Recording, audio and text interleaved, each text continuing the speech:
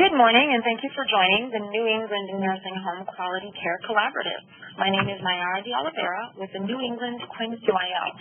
This is the 8th session from our 9-month educational series, Navigating Infection Control and Antimicrobial Stewardship in Long-Term Care, brought to you in partnership with the Massachusetts Department of Public Health and Tufts Medical Center. Today's session is how to get an A on your report card, prevention and management of C. difficile and other healthcare-associated infections. Before we begin today's program, I have a few housekeeping items to review. This webinar will be recorded, and the presentation will be available within a few business days on the QIN-QIO website. The phone lines have been muted for the presentation, but we do ask that you please not put your line on hold. Also, if you just joined us as these announcements are being made, please manually mute your line either by pressing *6 on your phone or using your manual mute button. If you have a question at any point throughout the presentation, please enter it into the chat panel to the right of your screen. Please make sure to send your comments to all participants. A lazy Victor from the QIN-QIO team in Massachusetts will be monitoring and responding to questions and comments in chat. You will also have an opportunity to ask questions over the phone at the end of the presentation. Lastly, if you find that the presentation is a little cut off, please use the plus or minus icons at the top right of the presentation window to adjust your screen accordingly. And now, I'd like to turn it over to Melissa Cumming from the Massachusetts Department of Public Health to introduce our speakers. Melissa? Thanks, Mayara. Good morning, everyone. On behalf of the Massachusetts Department of Public Health, I'd like to welcome you all to the presentation today and thank you for your commitment and participation. Our first speaker is Shira Doron. Shira is a physician in the Division of Infectious Diseases at Tufts Medical Center. She's been the physician head of the Antimicrobial Stewardship program there for the last 13 years and is also the Associate Hospital Epidemiologist. We'll also be hearing from Shira Beaulac. Shira is the pharmacist head of the Antimicrobial Stewardship program at Tufts, as well as the infectious diseases pharmacist for the institution. And our last speaker today will be Gabriela Andujar Vazquez, who is a physician in the Division of Infectious Diseases at Tufts and also one of this year's IDSA SHEA LEAP Fellows. She is a part of the Medical Center Antimicrobial Stewardship team and has a special interest in rapid diagnostics and stewardship in the outpatient setting. So with that, I will turn it over to our speakers.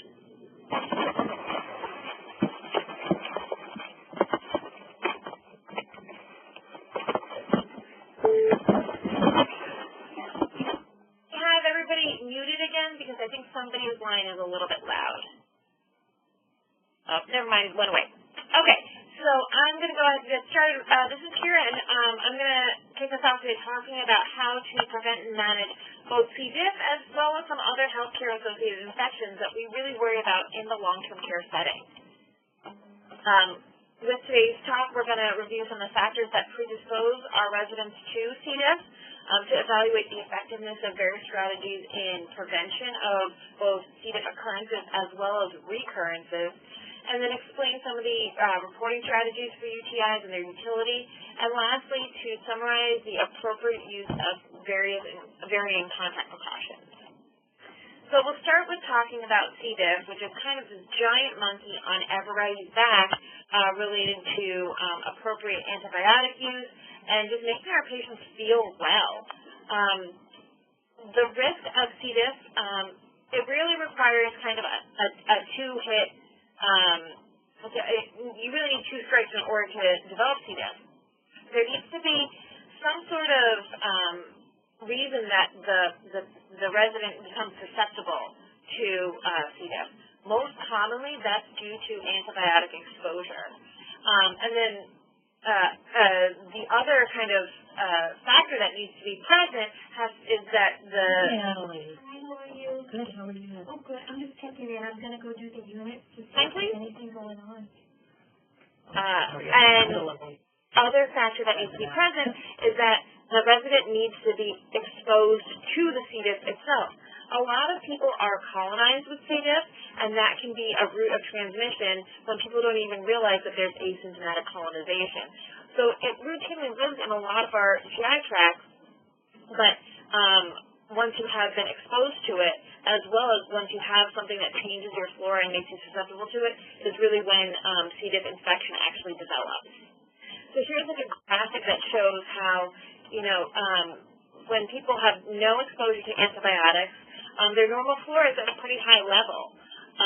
They may have low to no C. diff colonizing their gut, but once you have exposure to antibiotics, the quantities of normal flora living in our gut falls precipitously.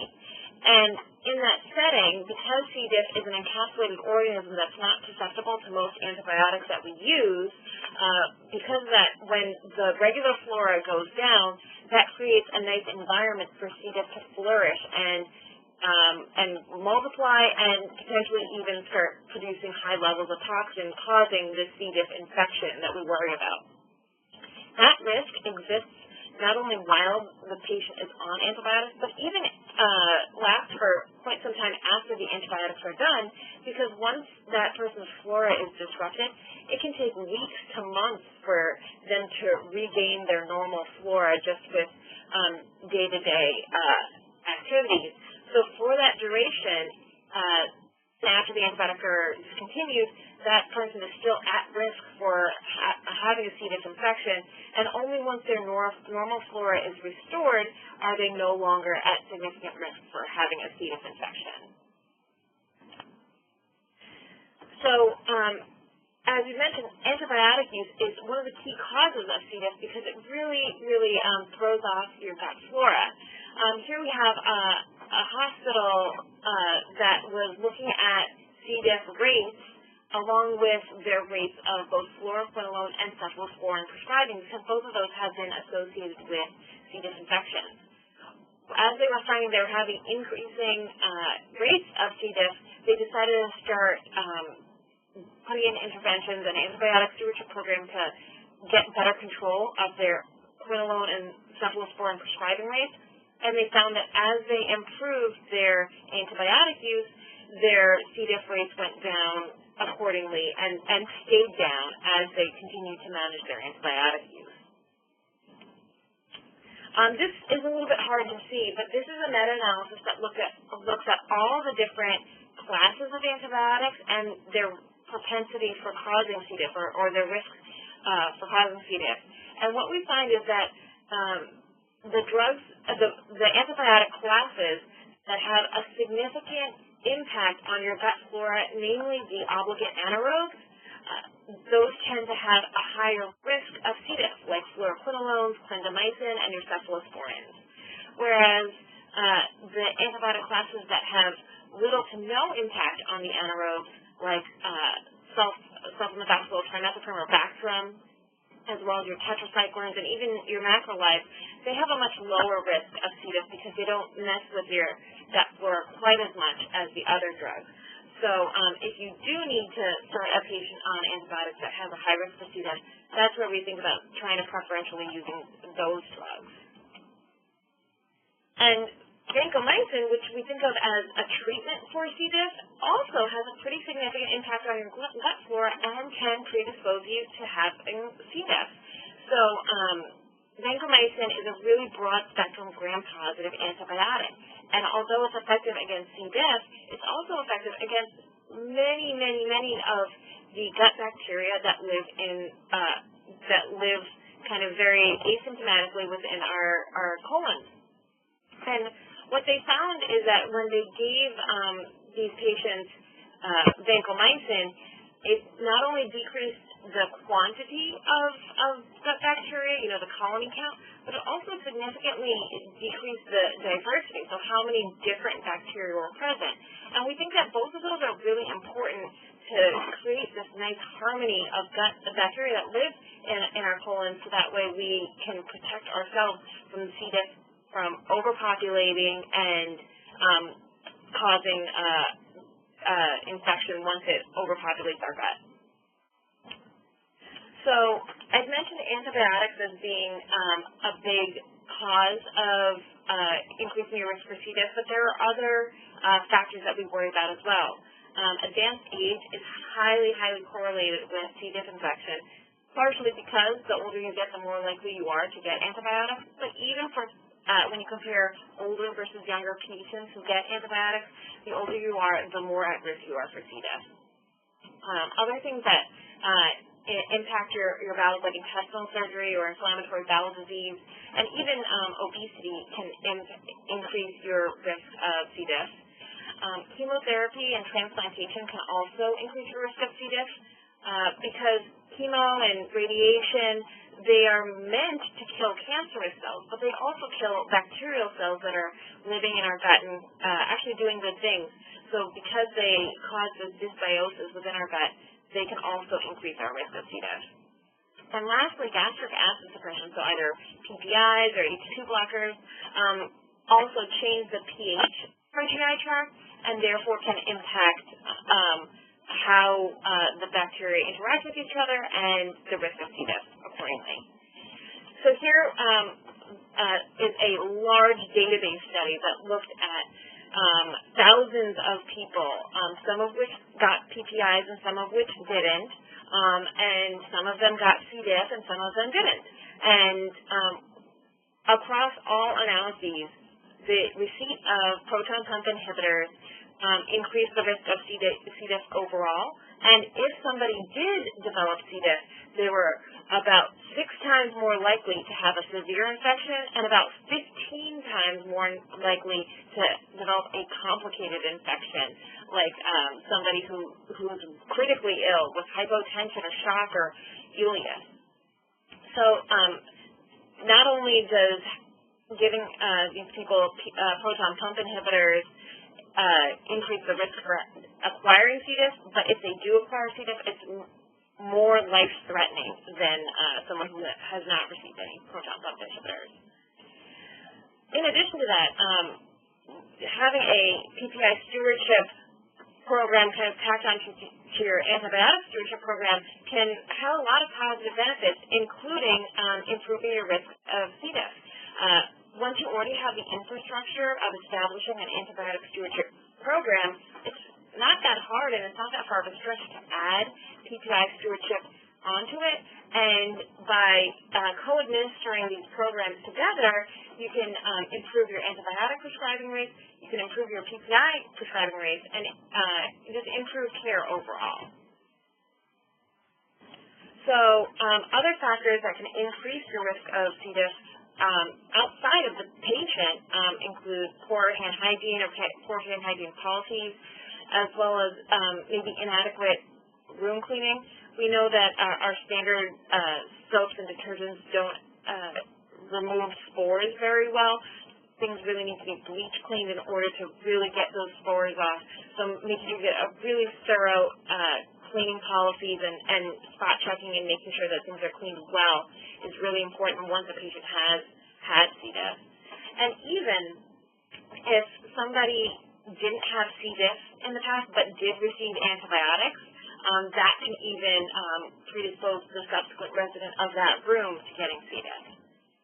So here we see a really large study that looked at the risk of acquiring C. diff, and it didn't really matter whether or not the person in that room before had actually had C. diff, but even if they had gotten antibiotics, that led to them asymptomatically shedding C. diff and therefore potentially transmitting it to the subsequent resident of that room. So even through asymptomatic shedding can C. diff be spread. So it's really, really important that you have adequate hygiene measures, not only for the patients that you know have C. diff, but really for all patients.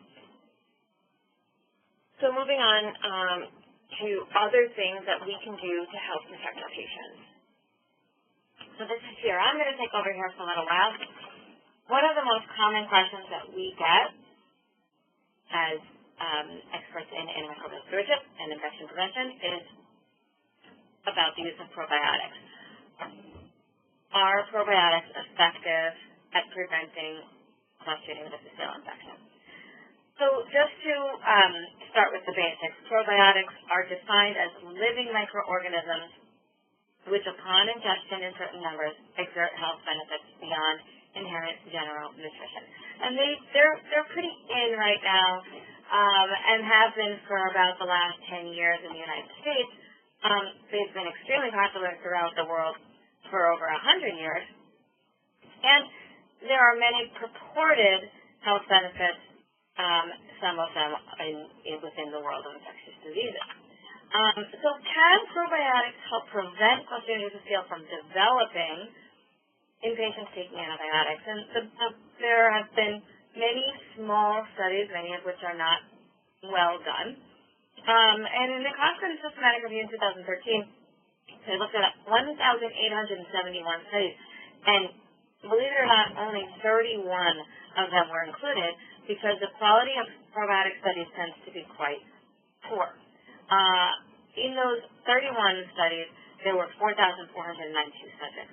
And the authors of the Cochrane Review concluded that probiotics did reduce the risk of C. diff-associated diarrhea by 64%. 2% in the probiotic group versus 5.5% in the placebo group developed C. diff. Placebo or no treatment, depending on the study. But I've been working in the area of probiotics for quite some time, and I would take these authors' conclusions with a grain of salt. So they say that based on this systematic review and meta-analysis of 23 randomized controlled trials, there were 31 trials altogether, but 23 were randomized and controlled, which included 4,213 in those 23 trials. There is moderate quality evidence suggesting that probiotics are both safe and effective for preventing Clostridium difficile-associated diarrhea. And I would just say that it's really important to remember that each probiotic strain behaves differently. One cannot extrapolate results from a study using one strain to the efficacy of another. So there were two strains that were used most often in those 23 clinical trials studied by the Cochrane meta-analysis group. And the ones that were most well studied were Lactobacillus and Saccharomyces boulardii.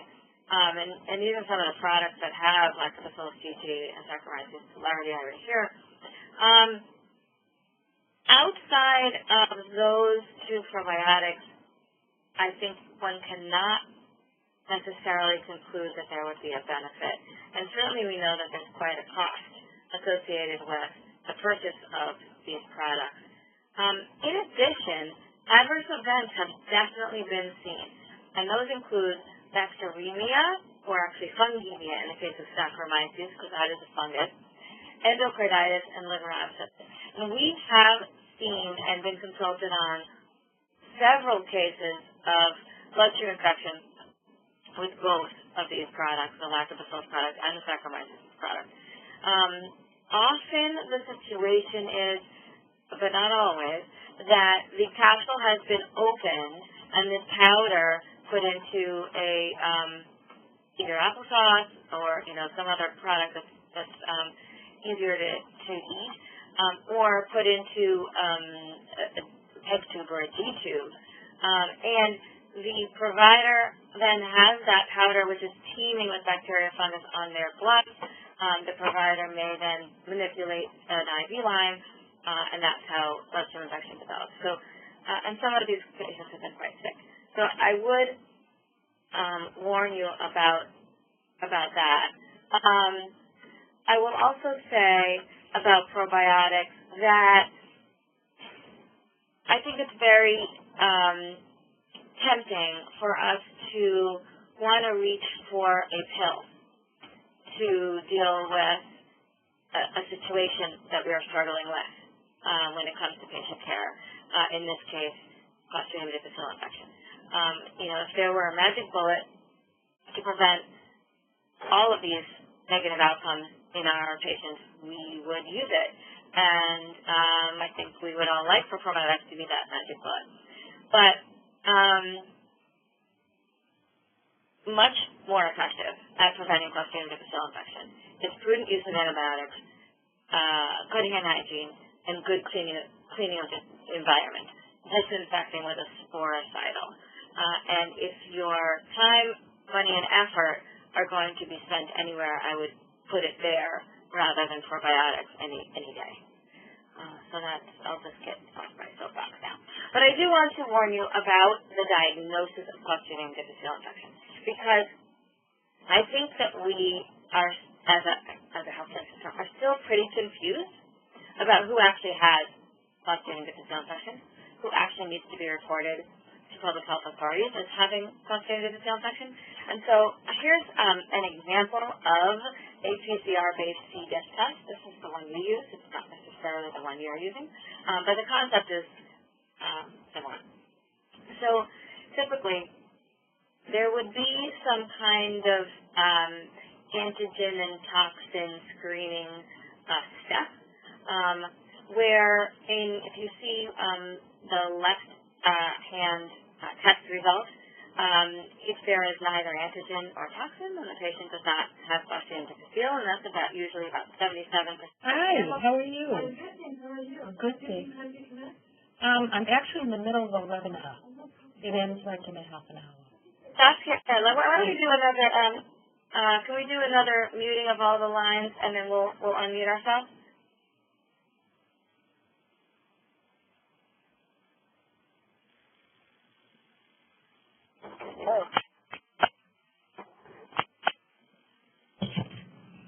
Hello, ladies. We lost you? We're here. We were just asking if to mute all the lines again, and then we'll unmute ourselves, just to avoid interruption. Sure, thank you. Just 1 second.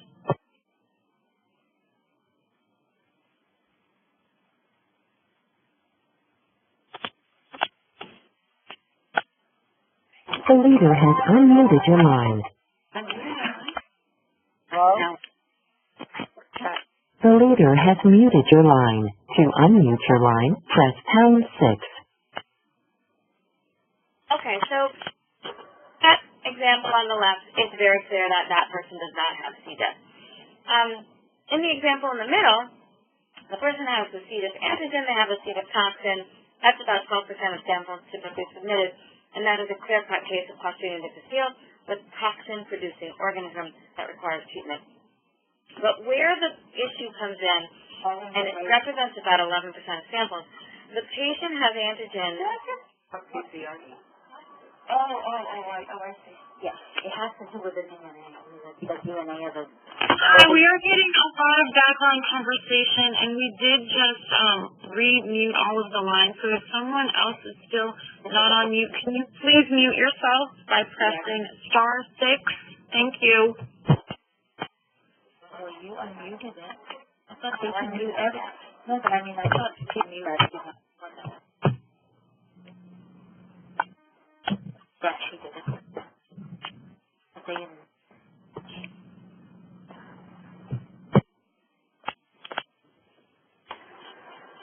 All right, we're just still waiting for people to mute their lines because we're getting a lot of chatter.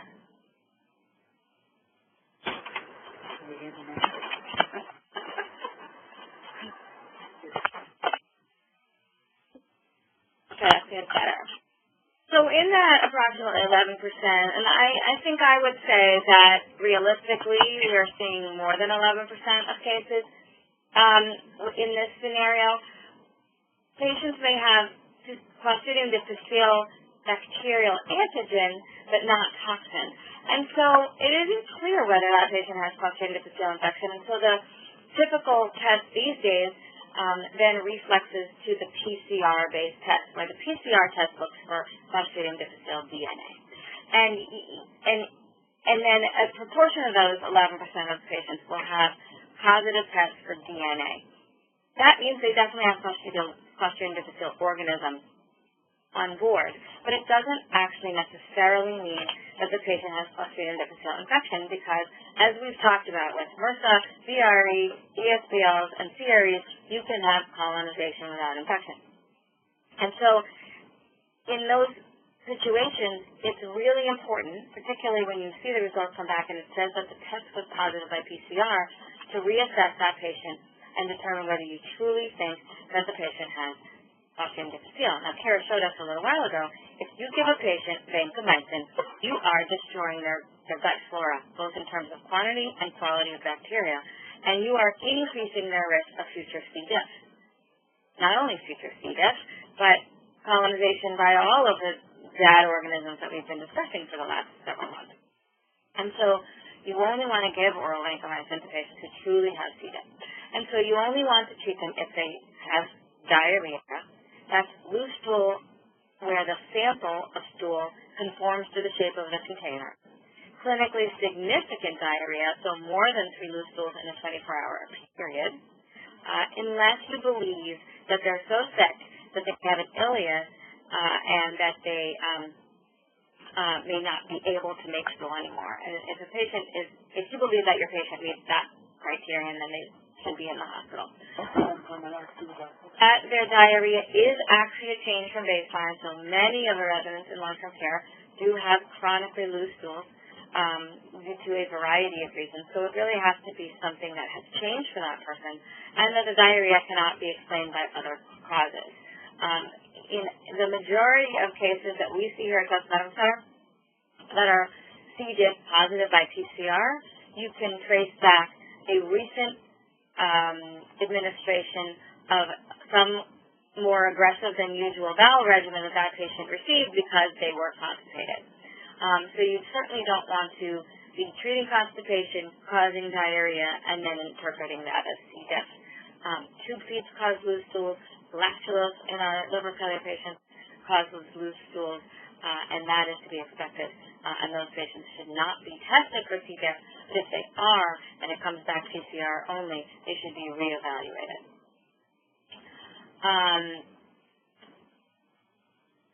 The other thing that we sometimes see happening is that a patient is subjected to a test of cure.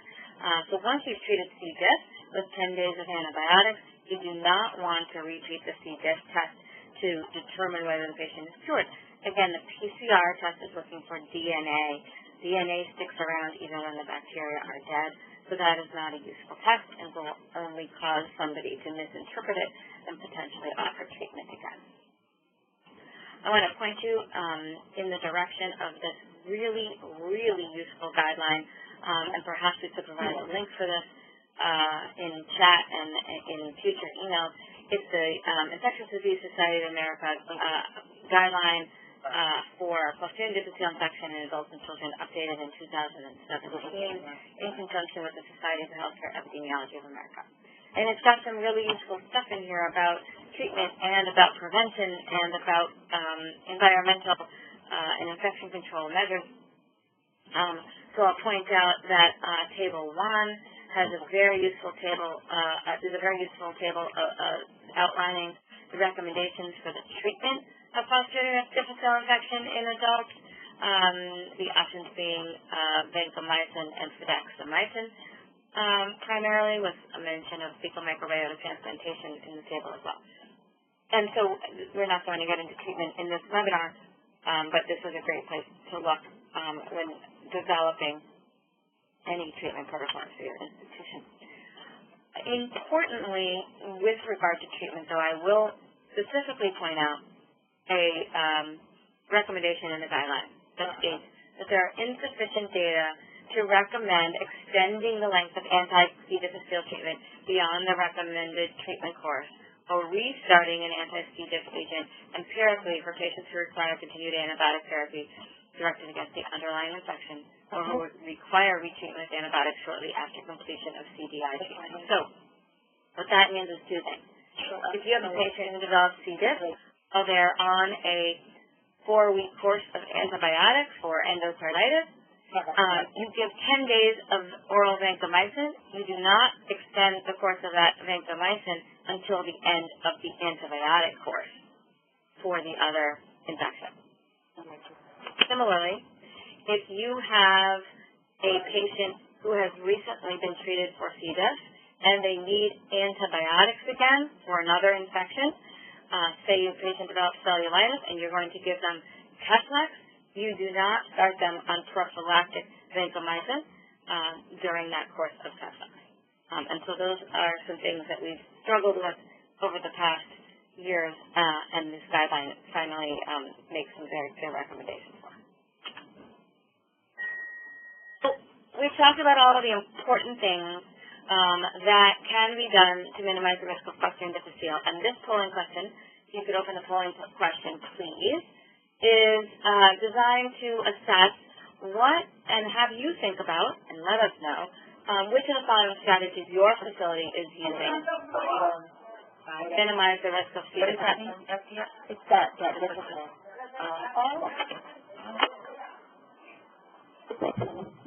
Ladies, we are hearing some background chatter. If we can ask you to please manually mute your phone by pressing *6, that would be greatly appreciated. Thank you so much.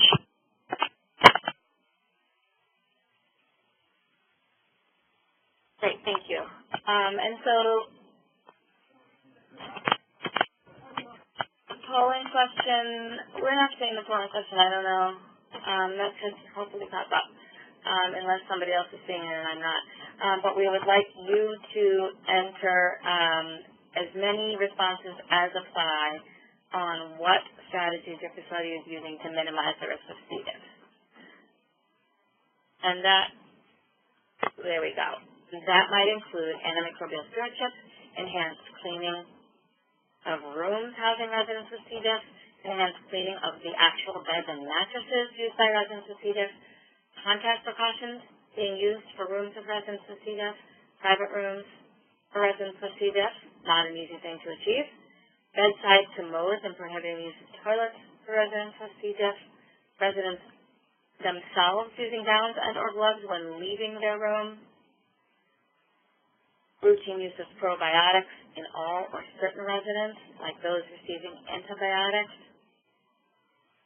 prophylaxis using oral vancomycin for certain residents, like those receiving antibiotics with a history of C. diff, prolonged C. diff treatments that last more than 10 days, and none of these. And so some of these are things we encourage, and some of these are things we discourage, and so we're very curious about all of them.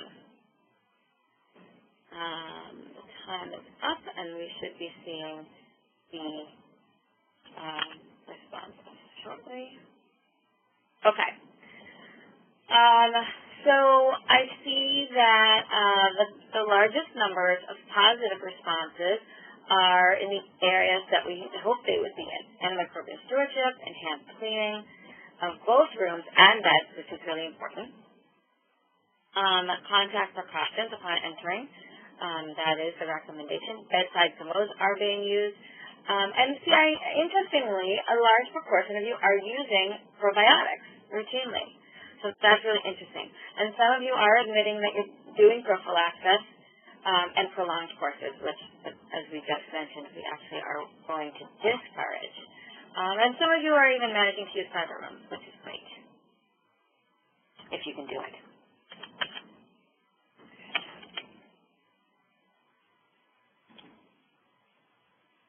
So I'm going to turn over the presentation now to Gabriela, and I'm going to need to pass the ball to Melissa to do that.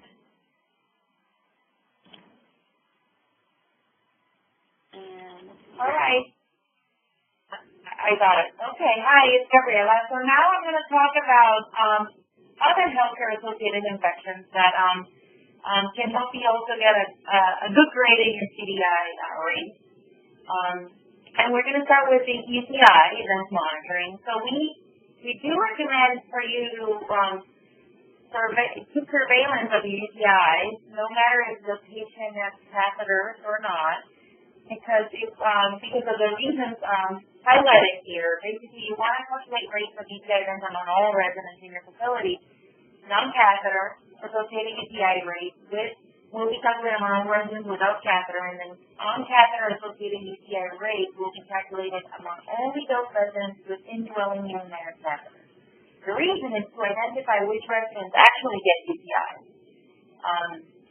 You want to know what organisms are being causing the UTIs in your facility, and you want to know specifically also the events related to urinary catheters. And this is all based on Hygiene criteria.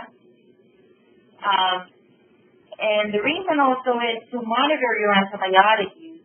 You know, if you have a UTI, you will be using an antibiotic, and this will eventually can cause collateral damage and cause other healthcare-associated problems. And you want to assess the impact of how to prevent a UTI from actually appearing. So this is a tool from NHSN where you can fill it out for each event of the UTI in your long-term care facility. And as you can see, if you go through it, it has details of the resident type and the location, but it also has details whether the patient has an indwelling catheter or not. But again, like I said, we also want to monitor the UTIs that you get in your facilities that are not related to a urinary catheter. And then it goes into specifics of what type of catheter, which is suprapubic condom or intermittent straight packing, and specific clinical signs and symptoms, because which is what the criteria you should be using to actually diagnose a UTI, not just Urine Culture, and treat it. So you see fever, rigors, new onset hypertension, confusion, acute pain. All of these are also from Madeira's criteria. So it's designed to just do a quick checklist and see where your patient's at. And then it's a tool so you can keep surveillance of your UTI at your facility. So remember, no symptoms, no UTI. So patient that is asymptomatic completely but has bacteria in their urine does not mean that it's necessarily UTI. It means they're colonized with that bacteria because they have no symptoms, no fever, no leukocytosis. Now, we do want to track patients that are asymptomatic and have bacteriuria but are bacteremic, meaning that they don't have signs or symptoms that are localizing to a UTI, but their blood culture are positive for an organism that matches their urine culture, making the urine the most likely source of the infection when you have excluded other sources, especially when it's a common urinary pathogen. And again, it doesn't matter if the patient has a catheter or not. You want to track these to make sure you have an assessment of how to prevent UTIs in your residence. So ultramental status alone does not count as a UTI, and I cannot stress this enough. I know a lot of patients may get altered. It is in the criteria that it has to have other clinical symptoms like fever, rigors, new onset hypertension, then it mentions new onset confusion or functional decline, and it has to have one of these: leukocytosis, suprapubic pain, CVA tender, subvertebral angle pain or tenderness, and acute pain, swelling of testes, epididymitis, or prostate for male, or purulent discharge around the catheter, not foul-smelling urine, not always the urine looks cloudy, no, just pure frank pus around the catheter visibly. How will this help? You're asking yourself, why do I have to surveil non-catheter UTIs? So, it will decrease the amount of urine culture sent. Hence, it will decrease confusion in providers because it's very difficult, this concept of colonization versus actual infection to be ingrained in people's minds, providers' minds. Sometimes a positive urine culture just prompts an antibiotic use. So it will automatically decrease the number of antibiotics you start in a patient because you're not sending as much urine culture as before. And it will help also the checklist. You see the tool goes through all the criteria that you need to actually diagnose someone with UTI as opposed to asymptomatic bacteria or colonization. And it will help providers think critically that if they don't hit certain things in the checklist, it means, okay, it's not a UTI. And then also, hence, will decrease your CDI rate because you're using less antibiotics unnecessarily. So, starting to preventing reportable UTIs. So, as you know, indwelling catheters are high risk for patients who develop UTIs, and the longer they're in, the longer the risk.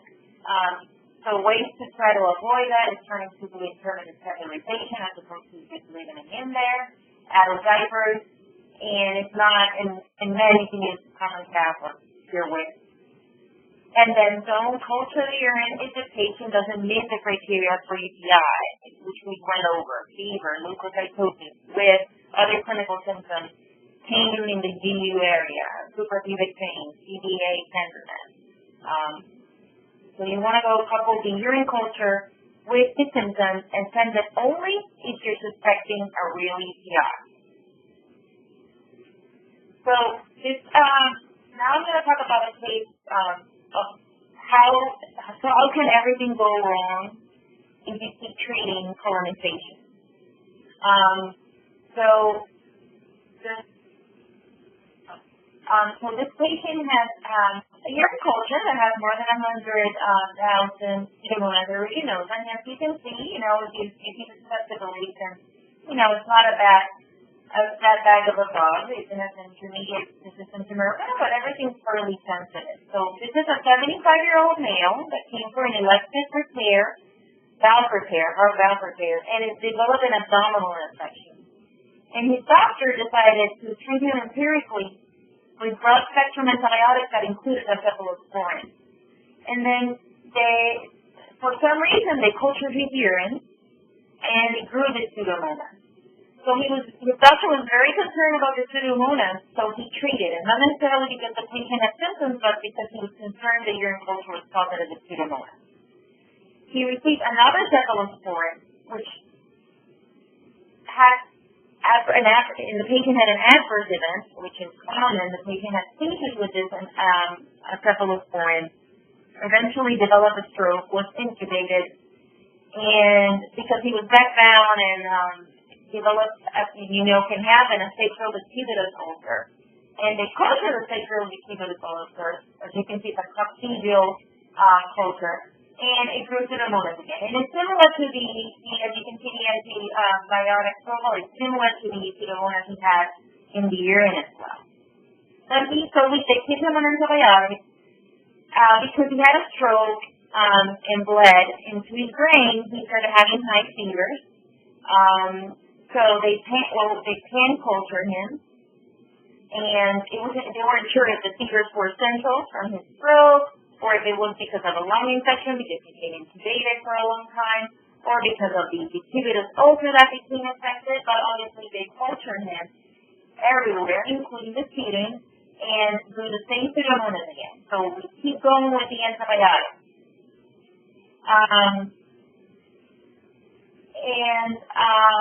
Again, they culture the sputum because he kept having fever, and as you can see, we have the same pseudomonas, but it's changed, right? Now it's resistant to 4th-generation cephalosporin, ceftazidime and ceftine, and a carbapenem, and Celtic. So we're running out of options. Fortunately, it's still susceptible to Cipro, right? So there's one type of antibiotics that are an option. So he developed, he had a catheter, they removed it, and then developed a single fever. And they culture his urine, and again, he grew the pseudomonas. So it's clear by now that this patient, if you culture him, he'll grow pseudomonas.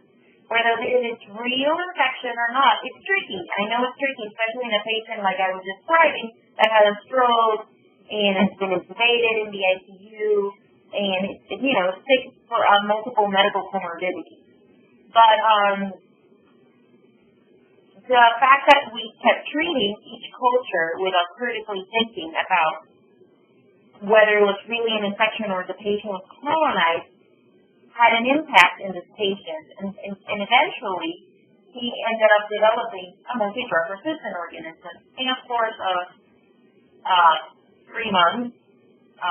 If you track the culture data from when I started to see, so it can develop pretty quickly, and it's even resistant to the newer agents that we have out there for gram-negative infections like ceftazidime, avibactam, and ceftriaxone tazobactam. Well, intermediate for that one, but so I'm just trying to point out with this case that there is a harm in treating patients with colonization, and you can see the consequences of that fairly quickly.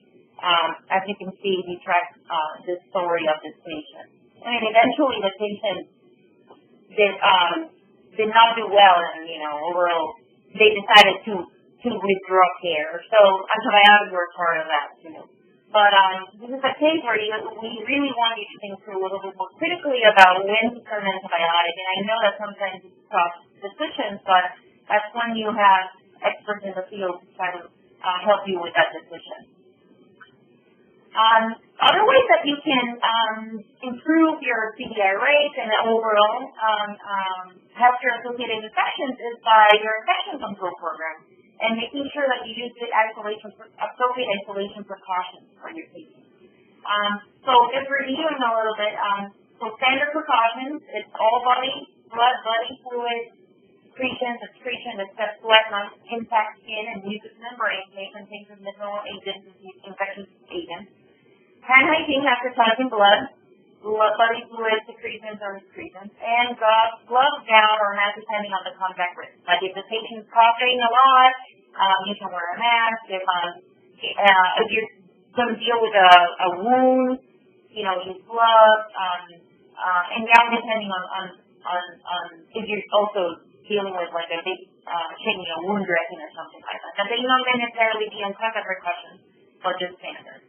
Contact precautions is a little bit higher level of isolation precautions where, expected wounds that are draining, fecal incontinence, patients that have a lot of bodily fluids uncontrolled, and there's increased potential for, extensive environmental contamination because of this, so which is why you want to do contact precautions. Generally recommended for patients with MDRO, multi-resistant organisms, and you wear gowns and gloves every time in all interactions with contact with the patient. Then droplet precautions to prevent transmission of pathogens spread through low respiratory or mucous membrane contact with respiratory secretion. Especially special air handling ventilation is not needed for this type, like air and airborne. And healthcare personnel basically just wear a mask, not a respirator, for close contact with infectious patients. And then airborne precautions, which is precautions for transmission of infectious agents that remain infectious over long distances when suspended in air. Here's, TB is a clear example. And then you're required to have special handling of your air ventilation, special negative pressure for TB. Tuberculosis, and at least an N95 respirator or mask when in public. And healthcare workers should always wear masks. Appropriate isolation based on your type of patient, sort of what I was talking about. If you have a patient, typically you have a patient that has an acid that's draining a lot, and maybe it's infected with MRSA as well, then you do contact gloves. Contact gloves for standard, some people call contact gloves CDIS, but that's not what I meant. I meant contact and standard, meaning wearing gowns and gloves every time you have contact with the patient going into that room. But not necessarily all acids that are draining need contact precautions or wound care needs contact precautions. Just the person handling the wound care might need contact precautions to make sure that, if they are debriding or cleaning a wound, the bodily fluids don't spill on their, workload. And then standard for just examples of other things that people might ask, standard for everything else, like HIV, they're not just person. The correct sequence of gowning and gloving, so you take your gown and you fully cover your torso from neck to knee, arms to ends over the wrist and wrap around the back and fasten neck and waist. Then you put your mask or respirator if it's droplet or airborne, depending. Or you need that because the patient's coughing a lot or you are concerned that maybe you need a mask. And make sure it fits well on your face, and then goggles or face shield, depending also on what type of precaution we're talking about, and then you put your gloves. And remember, always hand hygiene before, after, in the proper order. So, gowning and stuffing and putting the gown, the gloves, the mask, it makes the whole process to go in a patient's room more difficult.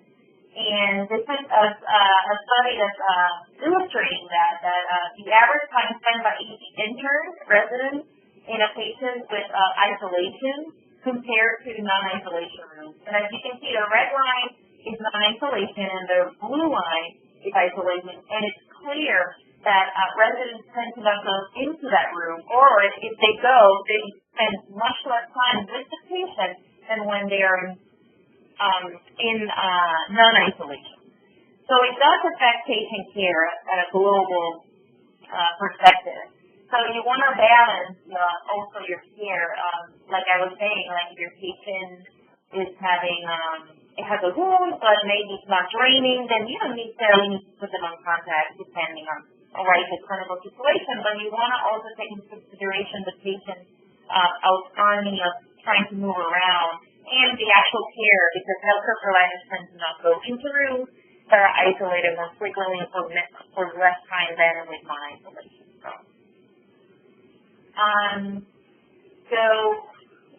In terms of long-term care facilities, we always recommend implementing contact precautions for all patients infected with MDRO, but we do understand that there are some unique instances in long-term care facilities where you also want to give the patient, if they need to rehab, they're going to be there for a long time, hence the long-term care. And they also need to engage in other activities in the facility and be able to move around. And if you restrict them to their room, it may be not in their best interest. So we do recommend a modified contact precautions to allow patients that are co-aligned with MDRO or infected appropriately. Like if the patient has a draining wound, covering it appropriately so it does not go in contact with any other patient, and trying to make sure that they're aware of it so they can participate in the group activities. So sometimes we do recommend decolonization, and it's a very particular niche of patients that we may recommend this to. So patients that are clinical MDRO may be decolonized, and decolonization may include intranasal antiseptic or antimicrobial bathing for a certain period of time, sometimes oral antibiotics, and sometimes gastric probiotics with antimicrobial. But this is really useful mainly in outbreak settings and sometimes pre-procedure, depending on the type of surgery or procedure they're going to get. Because mainly the data on this is conflicting and it's not durable. There is evidence that they may be reinfected. So it's really in a specific setting, like I said, outbreak or pre-procedure, where we would maybe recommend decolonization of the resident.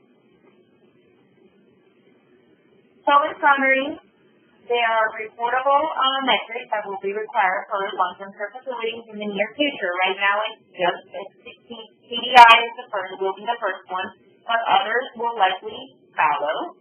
And it is challenging for working that helps to limit transmission of organisms between nursing home residents. And antimicrobial stewardship is key to preventing transmission of multi-drug-resistant organisms in addition to other strategies. So I encourage you to reach out. And, if you're not sure, if your antimicrobial stewardship program is not as robust as you would like it to be, there's always resources that we could help you out to get the ball rolling, okay?